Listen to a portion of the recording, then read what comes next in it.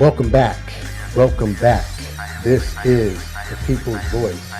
I am Trey Evans, and I am The People's Voice.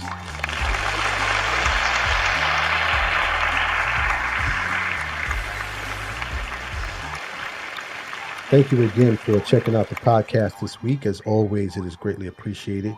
As always, we thank everyone who has taken some time to listen to the podcast today. We do understand that you could be utilizing your time to do something else, so we are appreciative of you taking that time to spend with us. As always, if this information is valuable, you feel it to be enlightening and worth sharing, we do ask that you subscribe to the podcast. That way you'll be notified when each episode is released.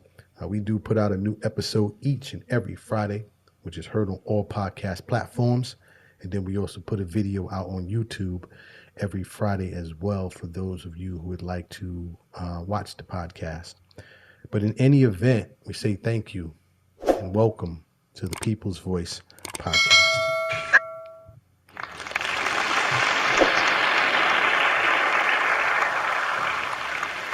So today I want to get into the conversation surrounding school vouchers. And school vouchers for education, specifically state-sponsored school vouchers. And I want to talk about this for a couple of reasons. Number one, I don't know, for many people who may be listening or maybe not. Last month, there was a story that came out about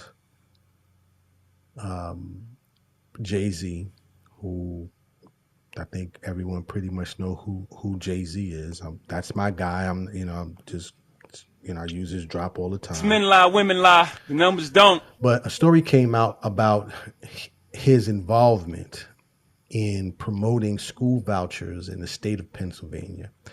And not so much his personal involvement, but obviously his company, Roc Nation, was involved in a campaign to garner support and also increase awareness about school vouchers and the fact that this wasn't a bill, but this bill was being voted on, or this proposal was being voted on in the Pennsylvania budget upcoming for the new year, their fiscal year. And in any event, because it's Jay-Z, obviously it made national news.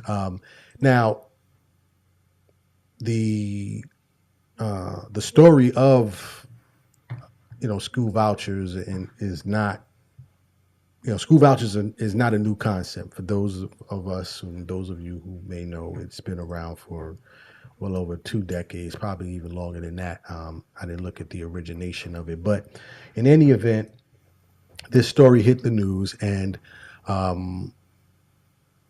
lot of people began to talk about it, like, what's going on? So I said, let me talk about this today, not only because of this story, but because there's a lot going on with school vouchers, specifically with universal school vouchers. And that's what really I want to talk about today, universal school vouchers. So kind of just going through the story.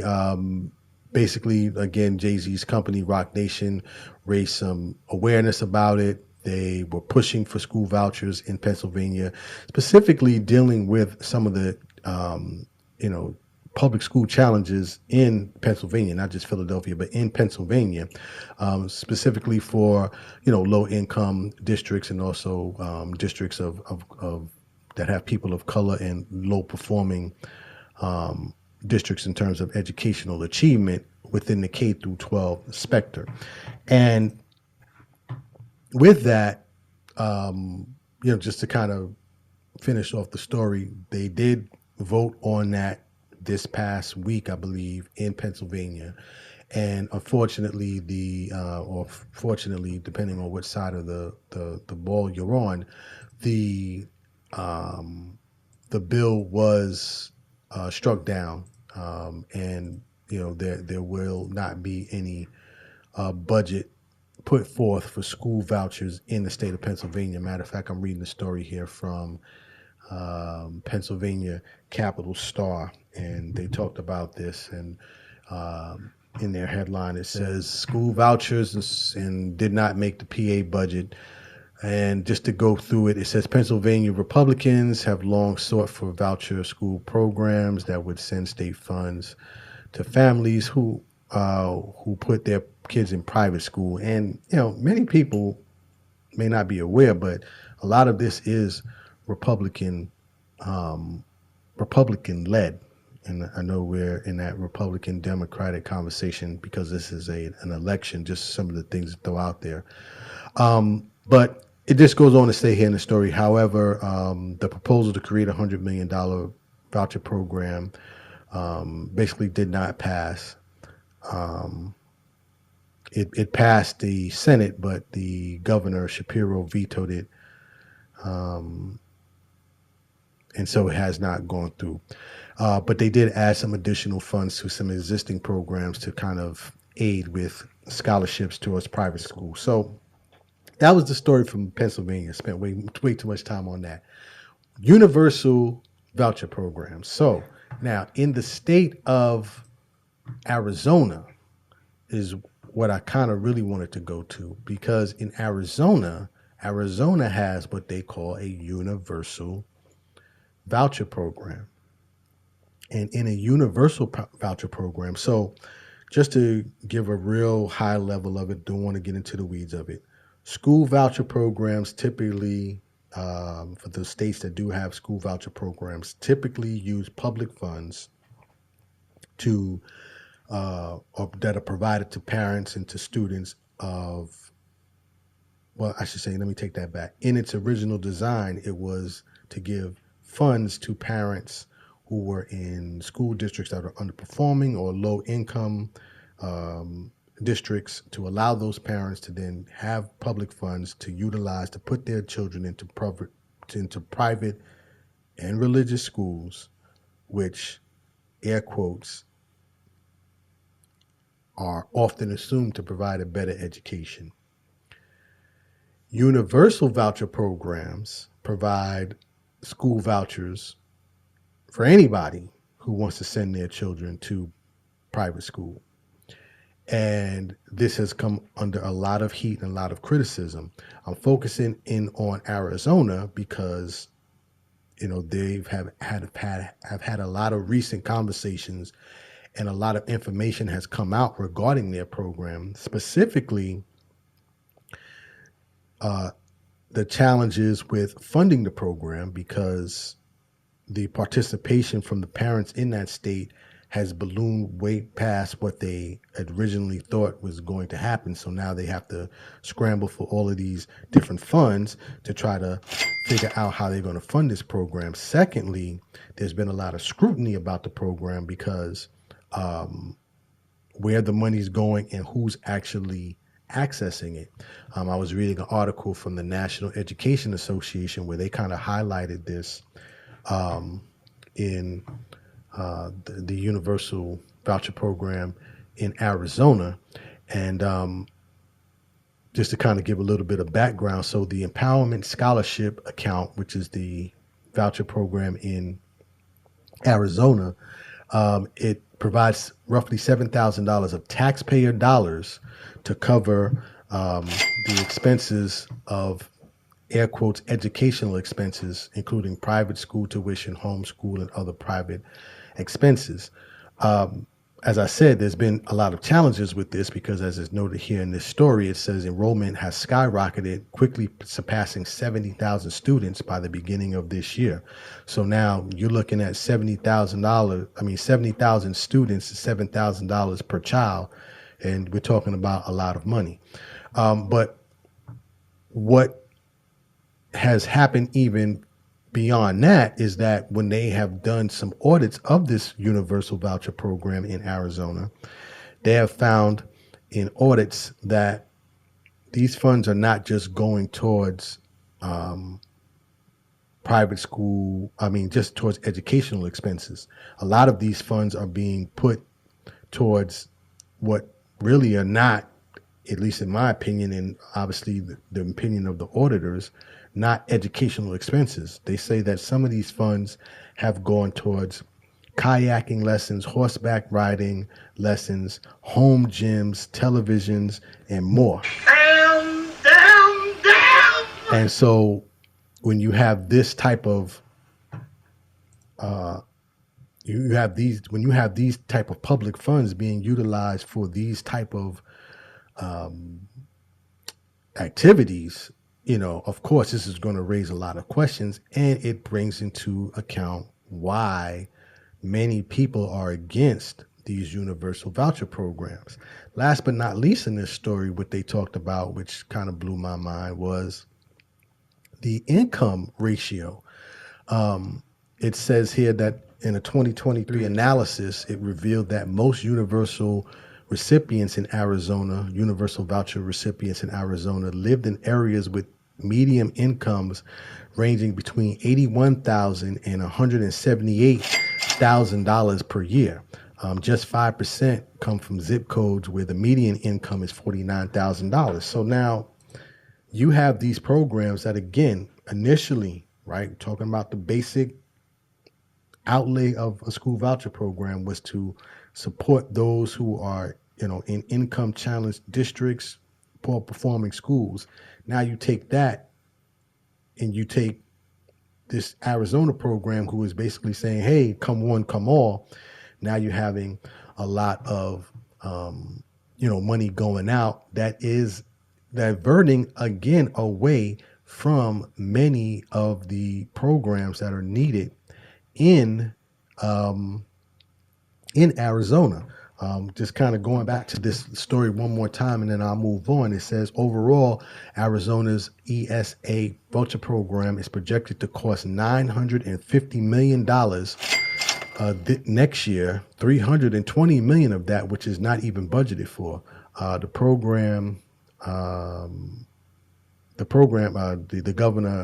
governor Hobbs told Arizona lawmakers it lacks accountability and will likely bankrupt the state. It does not save taxpayers money, and it does not provide a better education for Arizona students. And that's a lot of the criticism behind these universal programs or these voucher programs, is that the criticism is that, what is a better education? First of all, a better education doesn't mean that, the kids get to go on field trips to the museums out of state or to go on kayaks and things of that nature. That's not a better education.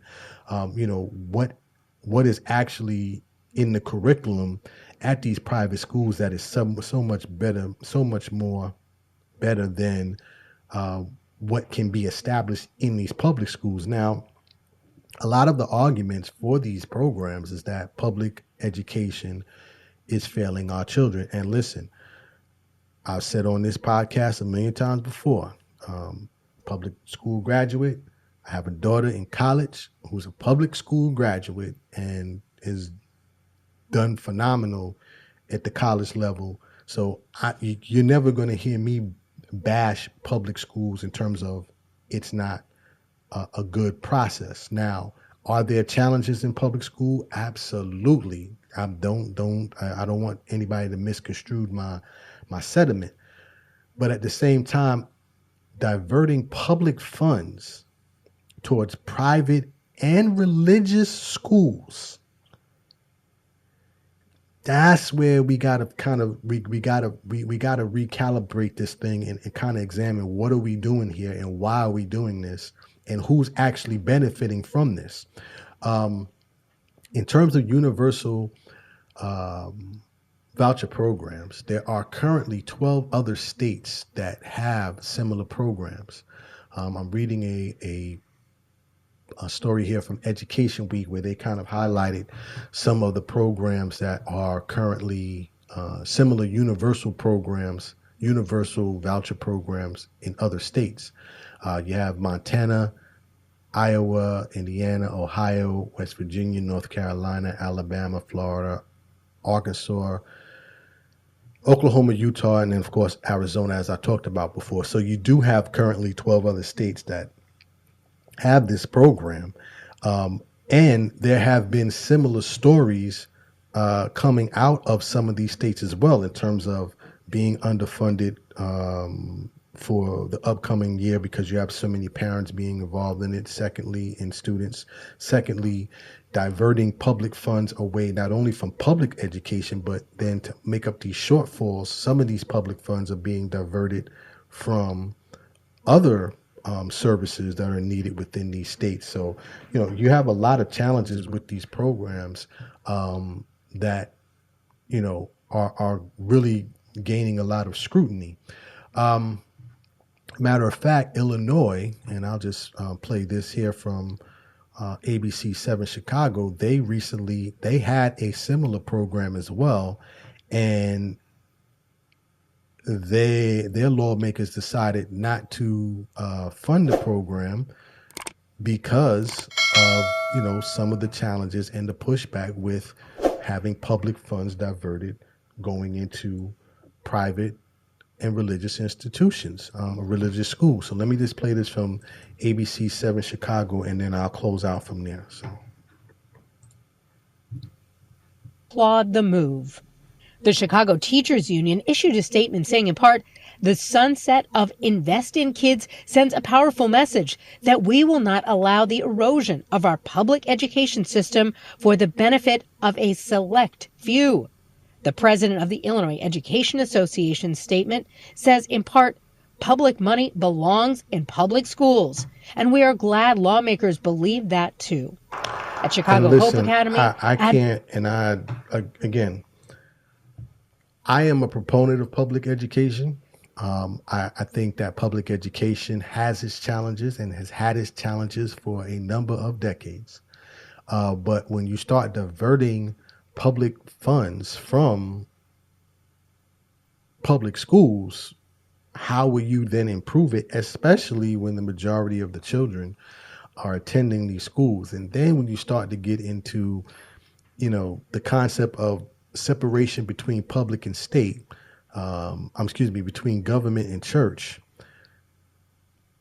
then that, in my opinion, starts to go into a whole nother segment, because now you're using public funds to go, because yes, they're going towards private schools, but they're a lot of times going towards private religious schools.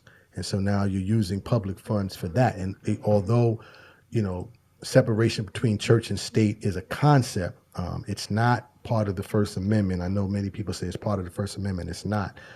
In the First Amendment, in the Bill of Rights, it states that it prevents the government from creating or favoring a religion. It doesn't talk about separation between church and state, because I know I've heard people say that before. But in any event, you're still utilizing public funds that are going towards religious institutions when you talk about private schools, private school funding. And so that also, in my opinion, is something that has to be kind of looked at and ask, hey, what are we doing? We have our challenges in public school. Let's try to focus on that and try to divert and try to fund as many activities as we can in terms of improving those curriculums, getting better teachers, improving infrastructure.